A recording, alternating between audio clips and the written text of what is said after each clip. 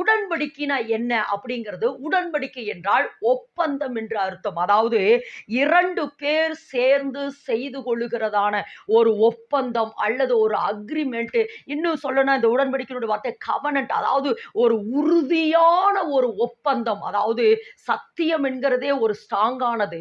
சத்தியத்துக்கு மேல சத்தியத்துக்கு மேல சத்தியத்துக்கு மேல செய்கிறது தான். அதாவது அந்த உடன்படிக்கையினுடைய ஸ்ட்ராங்கை நான் உங்களுக்கு சொல்லுகிறேன். சத்தியமா இதை நான் செய்வேன் அப்படின்னு சொல்லி ஒரு சத்தியத்துக்கு எவ்வளவு ஸ்ட்ராங் இருக்கு. ஆனா அதே ஒரு 10 சத்தியத்தை செய்தால் எவ்வளவு ஒரு ஒரு உறுதி இருக்குமோ, ஒரு ஸ்ட்ராங் இருக்குமோ, அதைத்தான் என்ன செய்கிறோம்னா அந்த ஒப்பந்தத்தை தான் உடன்படிக்கை என்று சொல்லுகிறோம்.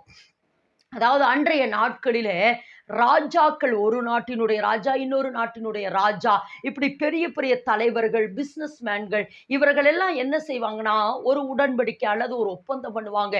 எந்த ஒப்பந்தம் என்று சொன்னால், இவர்கள் ஒருவேளை ஒப்பந்தம் பண்ணுகிற 2 பேர் சேர்ந்துட்டு அவங்க என்ன செய்வாங்கன்னா தன்னுடைய கையினுடைய நரம்பை லேசா அப்படியே கொஞ்சம் அறுத்துக்குவாங்க. அந்த ஒப்பந்தம் செய்கிற இன்னொரு மனுஷனும் என்ன செய்வார்னா அந்த கையில் இருக்கிற நரம்பை அறுத்துக்குவாங்க.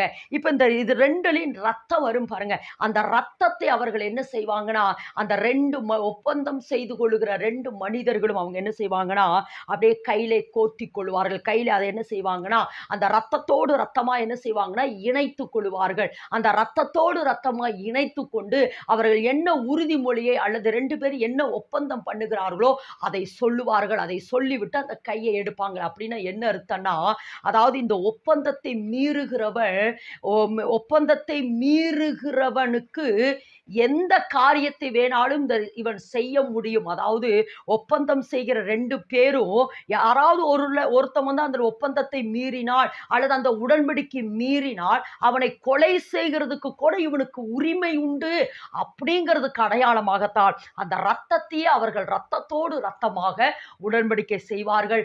அந்த உடன்படிக்கை தான் இயேசு கிறிஸ்து நமக்காக செய்திருக்கிறார். அவர் ரத்தத்தையே சிந்தி அவர் என்ன செய்யறார்? அவர் ரத்தத்தையே சிந்தி அவர் இயேசு கிறிஸ்து நம்மளோடு உடன்படிக்கை பண்ணியிருக்கிறார். அவருடைய ரத்தத்தையும் சரீரத்தையும் நான் பானம் பண்றபடினாலே அல்லது நாம் பானம் பண்றபடினாலே நாம் அவரோடு கூட உடன்படிக்கை பண்ணுகிறோம். அப்ப நம்ம 2 பேரும், நானும் இயேசு கிறிஸ்துவ அல்லது நீங்களும் இயேசு கிறிஸ்துவ என்ன செய்றீங்கன்னா உடன்படிக்கை பண்ணி இருக்கிறபடினாலே நிச்சயமாய் தேவன் உங்களுக்காக ரத்தத்தினாலே செய்திருக்கிற உடன்படிக்கை நிச்சயமாய் தேவன் இயேசு கிறிஸ்து உங்களோடு உடன்படிக்கை பண்ணியிருக்கிறபடினால் நிச்சயமாய் உங்களை காப்பாற்றுகிறதற்கு அவர் வல்லமையுள்ளவராயிருக்கிறார்.